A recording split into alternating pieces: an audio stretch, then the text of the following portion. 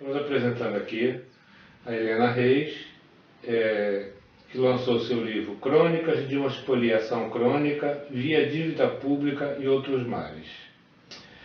Helena, por que você fez esse livro? Qual foi a sua ideia? Por que você teve vontade de... Eu sei que você milita na questão da dívida pública. Exatamente. Mas vamos lá. Eu faço parte desse núcleo da auditoria da dívida pública, mas essa questão vamos dizer, da escrita, quem gosta de escrever está sempre escrevendo coisas mais sérias, menos sérias, mas está sempre escrevendo. Então você faz anotações, vai criando alguns artigos e tal. Mas eu ficava imaginando porque o que se produz, vamos dizer, em termos de livros sobre esse tema, são livros muito técnicos, entendeu? Eu já tive a curiosidade, achei que deveria, como militante dessa área, de procurar entender melhor o que é, né? O que é por que essa dívida cresce dessa forma? Quais são os mecanismos? Enfim, entender a dinâmica desse movimento de endividamento de um país e de vários outros países. Às vezes eu perguntava a um colega, você leu esse livro assim? Ah, ainda não. Quer dizer, então eu cheguei à conclusão que as pessoas têm dificuldade de parar para ler, para estudar coisas muito complexas e fora da área, porque não é propriamente a área de conhecimento, né? Porque a auditoria ainda tem esse nome, de auditoria cidadã, quer dizer, são as pessoas da comunidade, do país, seja lá como for, as pessoas que de repente têm um conhecimento sobre isso, mas um conhecimento empírico, totalmente empírico, não tem nenhum especialista, a não ser quem é auditor e que também tem interesse em fazer levantamento da dívida agora dos estados e dos municípios, mas de modo geral não são setores enfronhados nesse aspecto. Na realidade, quando você fala em auditar alguma coisa, você tem que ter, primeiro, essencial, vontade política, né? Então, foi previsto na Constituição de 88 que se fizesse uma auditoria. E essa auditoria não foi feita. Então, até hoje, ficou para as calendas.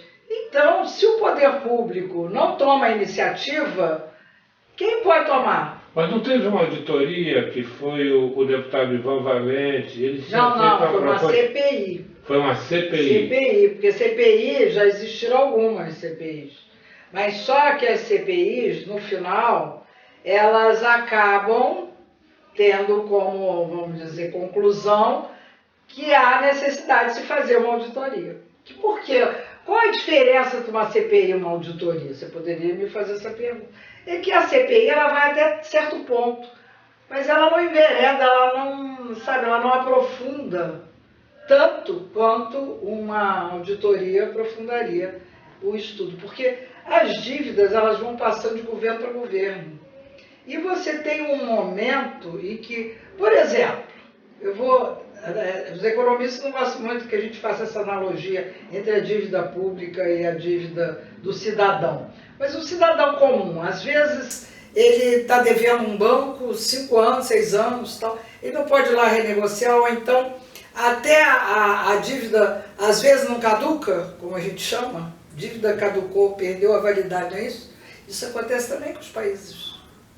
Nós já tivemos momento em que as nossas dívidas zeraram, mas o Brasil, por injunções políticas, assumiu, transformou essa dívida, criou outro mecanismo para continuar pagando. Muito interessante, né? Gostaria de falar da taxa Selic, da lei da responsabilidade fiscal, né? Do ajuste fiscal, da DRU, contingenciamento. Então, o que é isso? Por que todo ano a mesma situação ocorre e as coisas se repetem? Porque isso não é governo Dilma, não é governo Lula, nem governo FHC, porque todos tiveram a mesma trajetória, entendeu? E esse modelo vem desde lá. Então vamos ver, por exemplo, a taxa Selic. A taxa Selic, como é que eles justificam a subida da taxa Selic ou a descida? Porque pode subir e descer, né? Então, existe uma reunião do Copom, que é através do Banco Central, Bacen. Então, eles se reúnem, né, os representantes dos bancos, os banqueiros, para ver se a taxa aumenta ou se diminui. Agora, por que eles querem manter a taxa Selic alta? Qual é a razão? Qual a justificativa que eles dão? Combate à inflação. Você acredita? A taxa Selic ela serve para atrair capital, para atrair dólar que vem para o Brasil. Por quê? Você, quando remunera os papéis dos títulos da dívida pública brasileira, você remunera baseado na taxa Selic. Tá entendendo? Então, se a taxa Selic estiver alta, vem todo mundo para cá. Agora eu pergunto, por que a nossa taxa está em 14,25%, mais ou menos, se não me engano, e a taxa, por exemplo, americana, que o Fed, que é o Banco Central americano, é 0,1%, 2% no máximo. Que dicotomia, que diferenciação é essa? Sabe que o Brasil tem a mais alta taxa de juros do mundo? Você sabia disso? Sim, americano é 0, alguma coisa, quando não é zero. Por que eles, na verdade, não sabem a taxa de juros dele para poder atrair também investimento tal qual eles colocam aqui? Não é bom negócio, concorda? Claro. Agora, veja bem, a dívida americana é maior que a brasileira, né? Ninguém diz isso também, diz? Mas eles devem para eles também, né? E a gente deve isso, porque quem é que compra títulos da dívida americana, né? Os chineses, por exemplo, usaram vezes de comprar papéis da dívida americana. E com uma remuneração baixíssima. Agora aqui a remuneração é muito alta. Mas aí com essa ideia de que vai controlar a inflação, que não controla coisa nenhuma, né? Porque você também tem que ver a questão dos economistas. Você tem os economistas da linha ortodoxa e da linha mais desenvolvimentista, como o pessoal lá da Universidade de Campinas. Então, eles são unânimes em dizer que não controla a inflação, coisa nenhuma. Entendeu? DRU quer dizer desvinculação das receitas da União. Porque, na realidade, você faz um orçamento, né?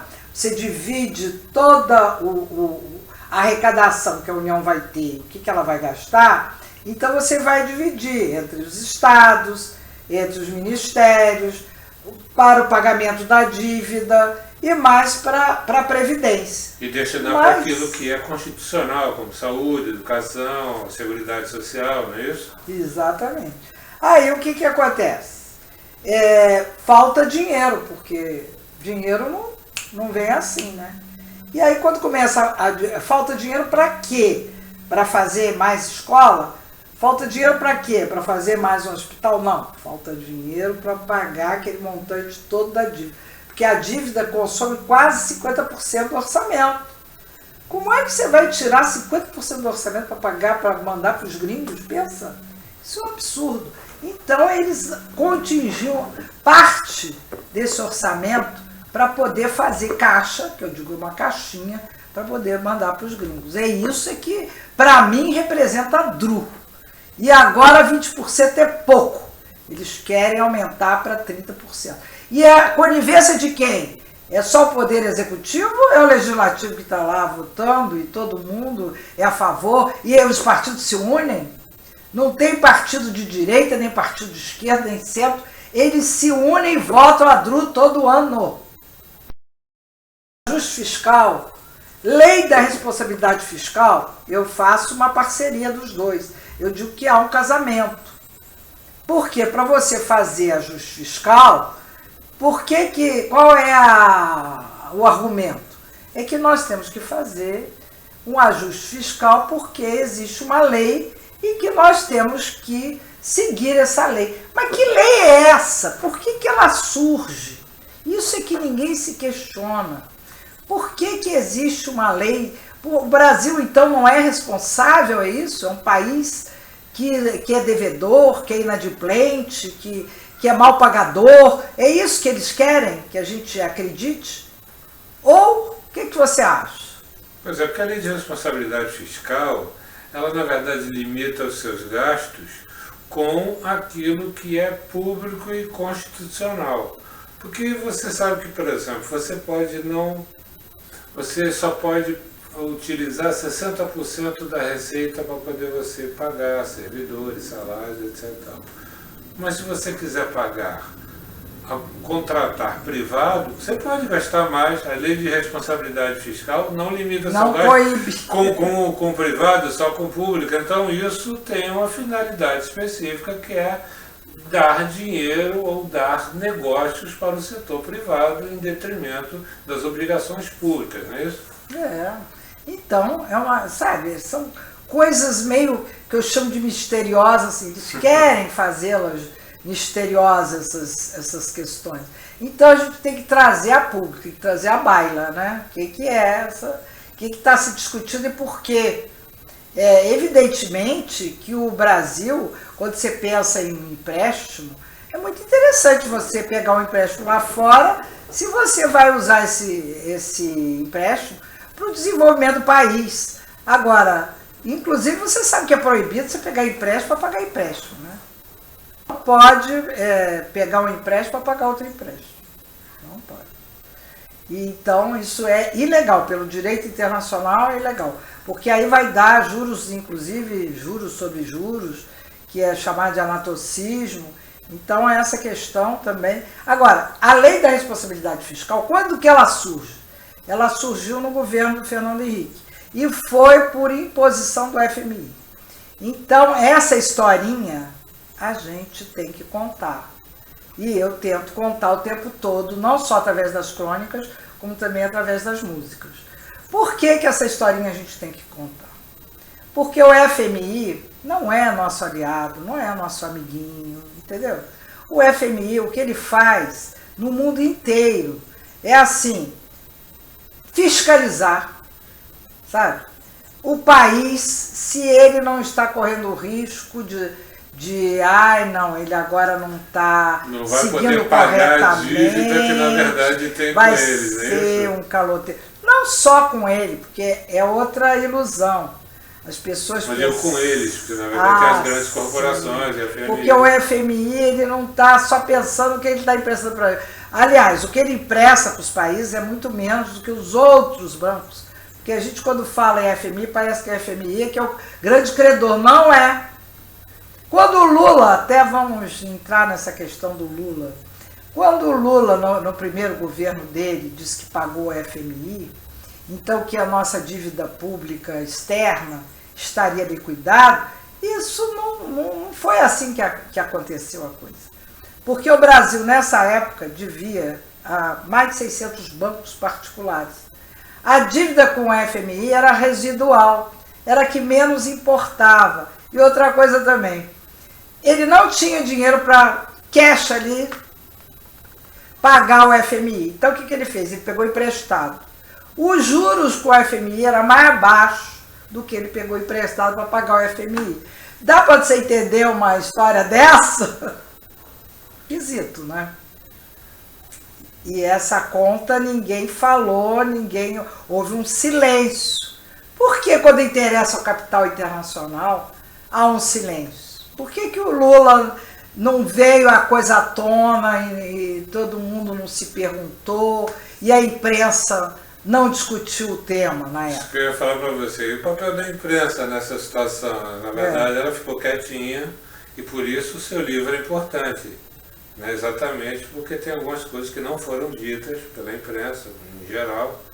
E, então isso vem para poder... Levantar a lebre, não é isso? Levantar a lebre, exatamente. Levantar a lebre. E aí nesse aí também tem a questão da Previdência, que é outra coisa que você aborda no seu livro, e que fala-se também que não tem dinheiro para poder pagar a Previdência, e eu acho que alguns estudos já mostram que ela, ao contrário, na verdade a gente tem orçamento para isso, que é superavitário, mas parece que acontece exatamente a mesma situação de desvio do dinheiro para poder pagar o banco e não a Seguridade Social, que seria mais importante. Você aborda isso aqui no seu livro, né? Inclusive tem uma expressão que eu acho muito interessante, que é a verba carimbada. Por que existe? Isso é previsto na Constituição, verba carimbada. O que você entende por verba carimbada? Porque a verba carimbada é aquele dinheiro que ele obrigatoriamente é destinado para determinada atividade, como por exemplo saúde e educação, aquele ali é carimbado, ou seja, quando você recebe você teria que pagar. Está no artigo 153 e 154 da Constituição e não é cumprido, não é isso? É isso, exatamente. Então a verba carimbada, quer dizer, é tripudiar, né? Você não está pouco se lixando que a verba seja carimbada. Porque, na realidade, a Previdência, o conjunto, quem paga a Previdência não é o governo. Tá pesado, não sei o quê. Isso aí é falácia, porque, na realidade, a Previdência é um conjunto. São as empresas que pagam, o próprio operário, o trabalhador é que paga. O governo paga uma parte.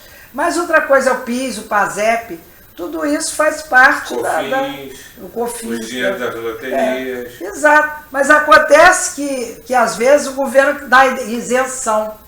Quer dar isenção à empresa. Então não recolhe. Mas aí ele seria obrigado a repor. Mas aí ele não quer repor. Está entendendo a jogada? Qual é? A Vale é um capítulo da nossa história. Inclusive a gente tem que rever isso seriamente, entendeu? Porque o que aconteceu na venda da Vale, eu acho que foi um assalto à mão armada e realmente, porque olha só, quem faz um levantamento e vê o que representava uma Vale em termos de recursos minerais, entendeu? Uma fábula. Nenhum país reúne uma tal quantidade de minério, sabe, como nós reuníamos. Inclusive, a avaliação da Vale foi assim de cerca de, vamos dizer, em números redondos, 100 bilhões. E ela foi vendida por 3,5 bilhões. E aí, já na avaliação, já houve coisas ilegais. Ou seja, se chamou uma empresa multinacional, especializada em fazer avaliação de empresa. E outra coisa também, se uma empresa tivesse algum interesse ou para participar do leilão, etc., ela não poderia, evidentemente, fazer parte dessa avaliação. E no caso, a empresa que foi chamada para avaliar fazia parte do consórcio que depois comprou a Vale. Então, na verdade, quem comprou a Vale não foi uma empresa, foi um pool. Agora, o mais esdrúxulo, o mais estarrecedor, é que o consórcio não tinha dinheiro para pagar nesses 3 e poucos bilhões. Então, teve que ser financiado pelo BNDES. Aí a gente tem que vontade de chorar. Tem vontade de chorar. Porque pensa bem, você tem uma empresa super valiosa, que tem minério de ferro, tem ouro, manganês, cobre, bauxita, o diabo. Entendeu? Uma coisa que você não pode jogar pelo ralo. E aí essa empresa é vendida assim por qualquer dinheiro. A Vale tinha ferrovias, tinha escritório em vários países do mundo. E outra coisa, depois que a Vale é vendida, ela cresceu de uma maneira impressionante. E não tinha dinheiro. Quer dizer, foi financiado pelo BNDES. Como é que ela cresceu dessa forma? Ela também foi vendida por um preço muito baixo, então quem comprou também já ganhou de imediato. Depois, como estava numa fase de venda de commodities muito grande, quem comprou também fez os melhores negócios internacionais. Com certeza. Teve então, essa história do commodities. Se ficasse na mão do governo brasileiro, o governo brasileiro teria, na verdade, arrecadado isso para si. Mas ela vendeu barato e esse dinheiro que era para poder vir, vamos dizer assim, para o Brasil, para a população, foi para essas empresas. Você também fala na questão do petróleo no seu livro, né? Mas antes de falar sobre a Petrobras, eu queria só fazer uma ligeira incursão ainda pela Vale, que esse artigo ainda não tinha acontecido aquela desgraça lá em Mariana, entendeu? Selecionei um ano de uma ação nefasta da Vale. Então, eu vi o seguinte... ela gerou, em 2008, 657 milhões de toneladas de resíduos minerais, que tiveram que ser armazenadas em pilhas e barragens, tá entendendo? Com possibilidade de contaminação dos recursos hídricos. E as suas operações consumiram 335 milhões de metros cúbicos de água, praticamente sem custo. Derramou 1.563 metros cúbicos de salmoura, álcool hidrocarbureto, emitiu para a atmosfera 16,8 milhões de toneladas de dióxido de carbono. E eu não vou nem falar de mananciais de água, de mortandade de peixe, de animais, dos seres humanos. Nem estou falando sobre isso. Isso é só um pequeno resumo. Tá? Na verdade, a Vale é uma desgraça ecológica, não é isso? Claro. Atualmente, depois que foi privatizada. É evidente, é isso que a gente constata, entendeu? Mas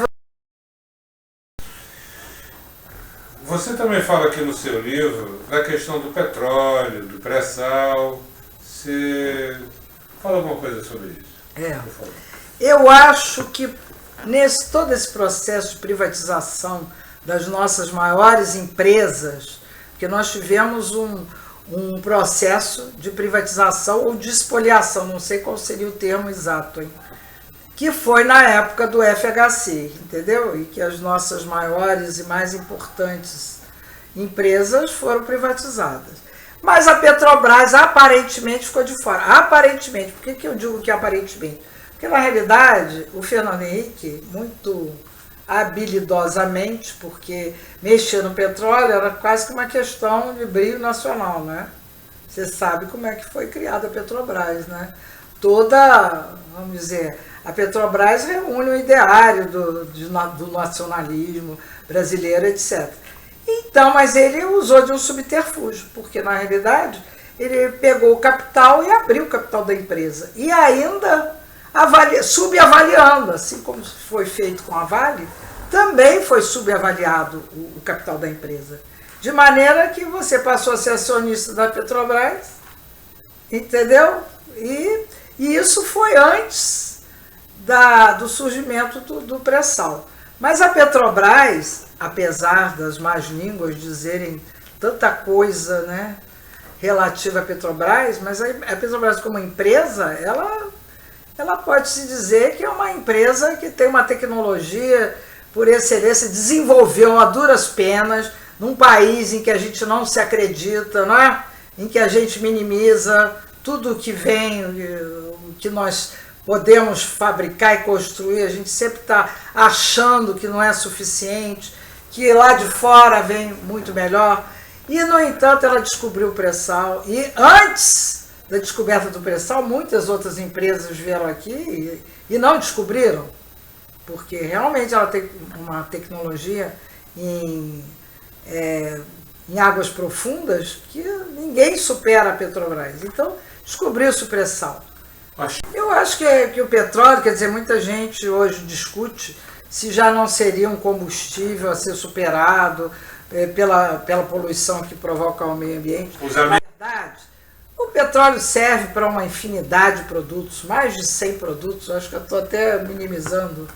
Então, ele movimenta a indústria moderna de hoje, ainda é movimentado pelo petróleo. Então, não adianta, porque ainda vai demorar muito tempo para a gente realmente substituir essa fonte de combustível, essa fonte de petróleo. Então, o que eu faço é mostrar para as pessoas como o petróleo é um elemento estratégico.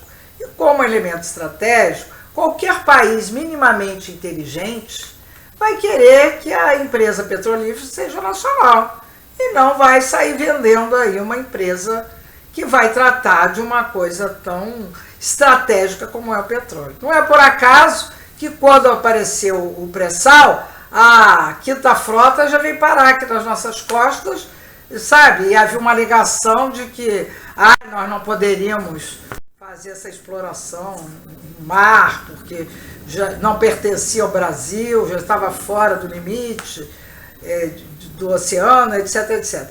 Mas, enfim, quando eu faço esse histórico do surgimento das Sete Irmãs, que hoje já está reduzida a 4, porque houve uma... Explica o que são as 7 irmãs. As 7 irmãs, que eu chamo até das irmãs siamesas, né? São as empresas petrolíferas que fizeram um pool, né? Um cartel, porque como é que o mundo se organiza, né?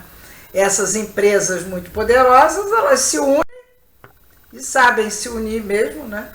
Para impor preço, para impor uma série de interesses. Então, essas 7 irmãs, elas fizeram e aconteceram. Por que o Oriente Médio é aquela turbulência toda? Né? A gente poderia se perguntar.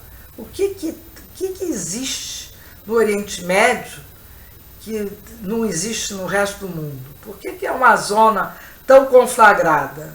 Por que todo mundo tem um olho grande voltado para lá? Petróleo. Então, eu faço uma análise... vejo alguns filmes que as pessoas podem ver pelo YouTube, entendeu? Sobre todo esse histórico das petroleiras, dessas 7 irmãs, e do Oriente Médio, do Kuwait, da Arábia Saudita, do próprio ali das costas da África também, indo até a Nigéria, enfim, do Irã, do Iraque, deposição de presidente, entendeu? Enfim, eles fizeram acontecer com esses povos, tudo em função do petróleo. É isso que eu quero mostrar para chegar à conclusão, para que a gente tenha um pouco de lucidez e bom senso e ver que a Petrobras tem que ser preservada, sabe? A Petrobras não pode ser novamente entregue nas mãos das multinacionais. Não pode. E a coisa também é ver os personagens da nossa história recente que tem uma luta cotidiana, sabe, em defesa do petróleo, como o Wildon Sauer e também o Fernando Siqueira. Eu até faço uma brincadeira entre ele e o FHC, né? Os dois Fernandos, chamando um do Fernando bom e o Fernando mal, né? Porque exatamente um está numa defesa acirrada a favor desse nosso petróleo, dessa nossa autonomia, e o outro entrega de bandeja, entendeu? Então eu acho que isso tinha que ser realçado. Não é no sentido de criar mito, não, mas também de destruir alguns mitos criados e mal criados, né? Mal feitos. Então é isso que eu tenho a dizer porque da minha inclusão da Petrobras. A abordagem que você dá no seu livro aqui, porque é a jabuticaba tributária. Estou até procurando aqui. Porque realmente eu acho hilário essa expressão de jabuticaba tributária. Eu gostaria de ter criado, mas não é criação minha, não. É criação dos próprios economistas.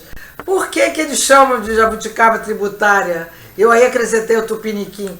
Porque nós temos uma das distribuições tributárias mais perversas do mundo. Mas aí quando você começa a ver a composição dessa pirâmide, né? Essa pirâmide é uma aberração, porque quem está lá no cume da pirâmide é 0,1% da população. Depois aí você tem mais 1,5%, um pouquinho mais abaixo, e aí 5% que é ali vamos dizer, a gente pode chamar dos ricos, né? Mas fazendo essa distinção, e eles representam mais de 60% do que se produz no país, entendeu? Então, 5% da população, 6% da população, com 60% da renda do país, é realmente uma coisa impensada, né? Então você tem que ou brincar com isso, ou então chorar. Eu resolvi brincar. Por isso que eu fiz a pirâmide com os ricos lá chupando jabuticaba e jogando pro povão. Entendeu? Voltando à sua inserção no movimento pela auditoria cidadã da dívida pública, você, no epílogo do seu livro, você fala um pouco sobre a formação dessa dívida, não é isso? Não foi propriamente assim. Eu não fiz um histórico, porque já tem muito histórico sobre a dívida. Quando que ela começou, como é que foi a evolução. Então, eu nem abordei muito esse aspecto. Mas eu achei muito curioso, porque eu pesquisei um relatório do Senado, na época do Sarney. E aí, através desse relatório, me impressionou muitíssimo esse relatório de mais de 200 páginas. E por que eu fiquei também tão impressionado com esse relatório? Porque, não sei se você se lembra, que foi no governo Sarney que o Brasil entrou em moratória. E o que é uma moratória, né? Para quem não sabe. A moratória é quando você diz assim, sei que devo, mas não tenho dinheiro para pagar. Então, reconhecimento de uma dívida, mas da impossibilidade de pagá-la. Então, isso aconteceu no governo Sarney, e aí houve uma comissão no Senado, e essa comissão teve um relator, que eu acho que é interessante a gente frisar e a gente apontar, que foi o Fernando Henrique Cardoso. Ele foi o relator dessa comissão, e através dessa comissão, porque eles chamam, durante esse levantamento que o Senado faz, eles chamam os vários ministros da época, ministros da Fazenda, e que houve uma alternância, sabe, desses ministros. Houve o Funaro, o Bresser Pereira, acho que foram 3 ou 4, não estou me lembrando agora. Aí, por essa cariação, né, de ver ministro e eles querem saber sobre a dívida, por que a dívida, como é que negocia a dívida, não sei o que lá, você fica vendo que tem uma palavra que eu digo, é essa palavra, eu pensei uma palavra, e chama-se condicionalidades, porque a todo momento os senadores repetiam essa palavra, principalmente Fernando Henrique. Condicionalidade. Eu digo, gente, mas aquilo significa isso? Sabe o que significa? É assim, você tem a dívida, né? Por isso que eles querem que os países se endividam. E aí, quando na hora que vão negociar qualquer dívida ou qualquer coisa que aconteça fora do script, eles vão exigir trocas. As condicionalidades são as condições. Não, a gente negocia. Mas quais são as condições? As condições podem ser as condições mais deletérias para o país, assim, tipo, eu quero o aquífero Guarani, eu quero a floresta amazônica, ou eu quero a Vale do Rio Doce, será qualquer coisa. Nós ainda temos muita coisa que os gringos querem. É o cerrado, sabe? É terra para cá, terra para lá. Por exemplo, só fazendo um cortezinho mínimo, mas se a gente for falar da Grécia, porque a Maria Lúcia, que é a coordenadora do movimento da Auditoria Cidadã, Maria Lúcia Fattorelli, ela foi fazer o levantamento da dívida lá da Grécia. E o que ela disse é o seguinte, que a Grécia está sendo vendida, ou sendo quase que dada, doada. Porque assim, tem jornais e mais jornais com anúncio, vende-se. Você sabe que a Grécia tem mais de 360 ilhas, né? Vende-se ilha. Então eles estão torrando as ilhas gregas. Os deuses devem estar apavorados. Então, aqui no Brasil, então, as condicionalidades, nós ainda temos muito que perder. E o Fernando Henrique, melhor do que ninguém, e eles faziam uma comparação entre as condicionalidades que um ministro conseguiu de menor monta e depois o outro que sabe que eles estavam mais duros na negociação e ele abrindo mais as pernas. Explica melhor. Como que eu vou explicar isso? Porque exatamente nessa questão de negociação, eles endureceram tanto o jogo que o dinheiro não veio, porque o Brasil precisava, estava inadimplente, precisava que entrasse um montante de recurso, de dinheiro. Mas, na verdade, quando você pensa que o dinheiro vai entrar, o dinheiro não entra, né? A gente até chama, isso aconteceu agora recente, também na Grécia, voltando à questão da Grécia. Então, o dinheiro acaba não entrando, entendeu? É meio uma mistificação. E aí, eu posso até voltar aqui para ler, porque o Fernando Henrique diz que foi a pior negociação que o Brasil, ele perdeu a soberania dele nessa última negociação que ele fez. O Fernando Henrique coloca nesse relatório, que ele fala que, em síntese, né, que os frutos das negociações conduzidas pelo ministro Maílson da Nóbrega teve como resultado o mais draconiano acordo de renegociação já feito por um país nessa década, e com distorções evidentes, como, por exemplo, os lucros recordes auferidos pelos grandes bancos em 1988. Agora, outras questões também que eu posso levantar, né, que foi por exemplo, uma delas, a transferência das dívidas privadas para o governo brasileiro. Entendeu? Então, isso é uma outra coisa esdrúxula. E a pulverização de credores e dificuldade de controle por parte do Banco Central, porque, sabe, você tinha muita dívidazinha com N bancos, e às vezes era banco contra banco, empréstimo de banco particular com outro banco particular no exterior, tá entendendo? Isso tudo o governo brasileiro assumiu. E é por isso que eu digo que o Fernando Henrique tinha bem consciência de tudo que estava acontecendo e teve essa experiência nessa comissão. Essa crise foi gestada na capital do Império, entendeu? Foi gestada na Wall Street, foi gestada em Londres, e depois ela chega até aqui o Brasil, porque o início dessa crise, em 2008, com a crise do subprime, quando houve aquela bolha imobiliária, que todo mundo acompanhou mais ou menos, sem se entender muito bem o que estava acontecendo lá. Só que essa crise, o que acontece lá fora, ela depois, sabe, é como uma onda. Ela vai chegar até aqui.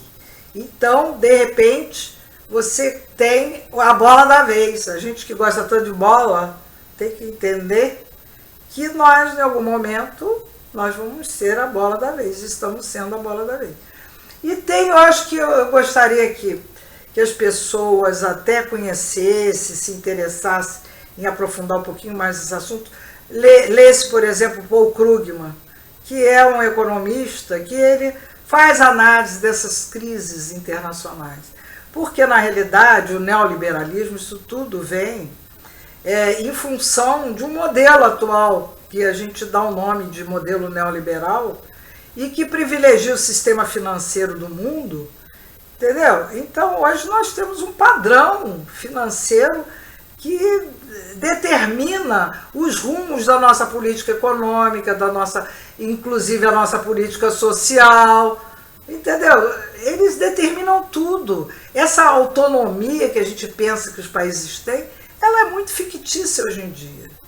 E a gente tem que ter essa noção muito clara, que a época do Brasil colônia não foi 1500, 1600, 1700, não. Ela é agora ainda, sabe? Ela está acontecendo ainda de uma forma muito virulenta, porque é uma forma mais escamoteada, mais camuflada. É isso que eu gostaria que as pessoas, lendo esse livro, pudessem perceber essa questão da nossa independência, da nossa autonomia, como país e como nação. Muito obrigado. Tá bom. Eu que agradeço, Leon, por essa oportunidade de falar um pouquinho daquilo que a gente está querendo fazer e denunciar. Muito bom, muito bom.